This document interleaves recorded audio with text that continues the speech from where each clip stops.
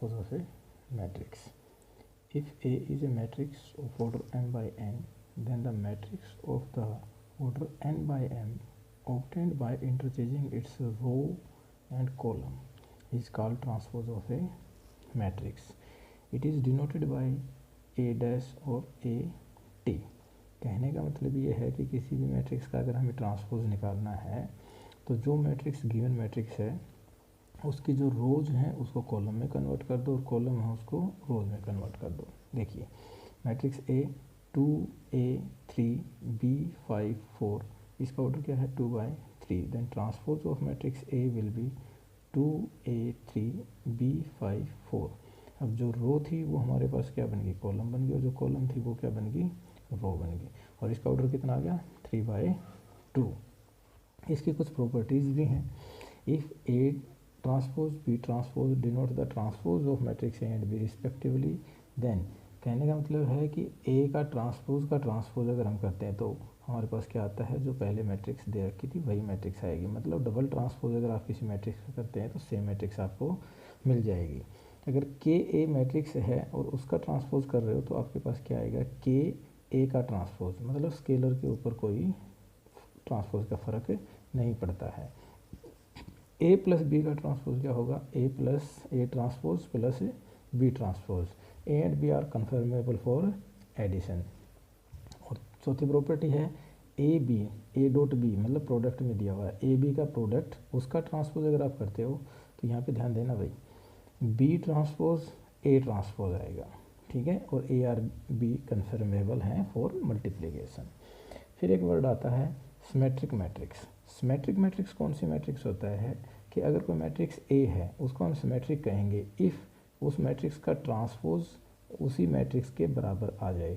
That is transpose of matrix is equal to matrix itself. देखिए example 1 2 2 4, इसका अगर आप ट्रांसपोज करोगे तो 1 2 2 4 सेम यानी है. ऐसे ही हमारे पास बी मैट्रिक्स है A B C B H F C F D, इसका भी ट्रांसपोज करोगे तो आपके पास सेम मैट्रिक्स आएगी, ठीक है. ध्यान रखने की बात यह है कि सिमेट्रिक मैट्रिक्स जो है जब भी आपको निकालनी होगी तो आपको वो एक स्क्वायर मैट्रिक्स की ज़रूरत पड़ेगी. नाउ आगे टर्म और है skew symmetric matrix. Skew symmetric क्या होता है, a matrix A is said to be skew symmetric if A transpose is equal to negative of ए.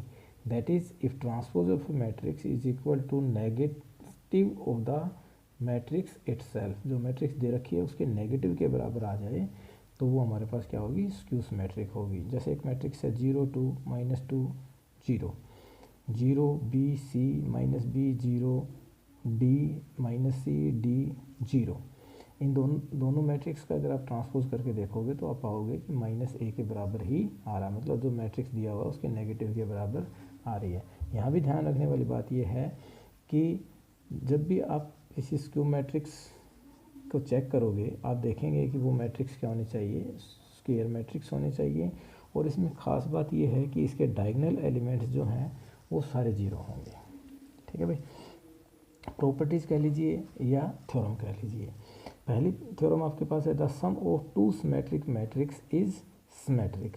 कोई दो सिमेट्रिक मैट्रिक्स का सम भी आपके पास क्या आएगा, सिमेट्रिक आएगा. देखिए ए सिमेट्रिक में हमने क्या बताया था कि ट्रांसपोज किसके बराबर आए, सेम मैट्रिक्स के बराबर ही आए. तो A transpose is equal to A, B transpose is equal to B.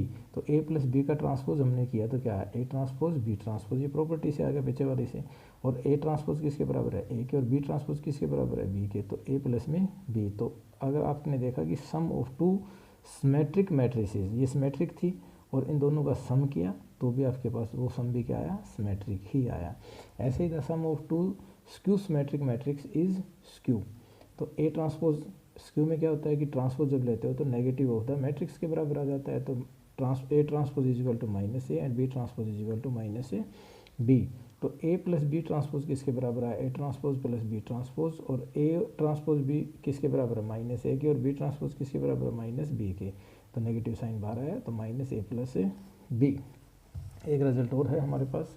Result every square matrix can be expressed in one and only one way as sum of a symmetric and a skew symmetric matrix. हमने लिया एक कोई matrix A ले लिया, हम कह रहे हैं कि उस मैट्रिक्स को आपने दो मैट्रिक्स के सम के रूप में लिखना है, जिसमें से एक मैट्रिक्स जो बने वो सिमेट्रिक हो और दूसरी क्या बने, स्क्यू सिमेट्रिक बने। तो उसको रिप्रेजेंट करने के लिए क्या है, matrix A is equal to half of A plus में A transpose plus half of A minus में ए ट्रांसपोज। मतलब क्या है, अगर आपके पास कोई मैट्रिक्स दी हुई है, उसी का ट्रांसपोज अगर आप उसमें ऐड कर देते हैं तो वो हमेशा आपके पास क्या आएगी, सिमेट्रिक आएगी। और मैट्रिक्स में से उसके ट्रांसपोज को सब्ट्रैक्ट कर देते हैं तो क्या आएगी, स्क्यू सिमेट्रिक आएगी। ठीक है, और इसीलिए उसने बोला है कि किसी भी मैट्रिक्स को अगर हमने रिप्रेजेंट करना है sum of symmetric and skew symmetric matrix की फॉर्म में, तो वो हमारे पास क्या होगा, A is equal to 1/2 A plus A transpose plus 1/2 bracket A minus A transpose bracket 1। Thank you.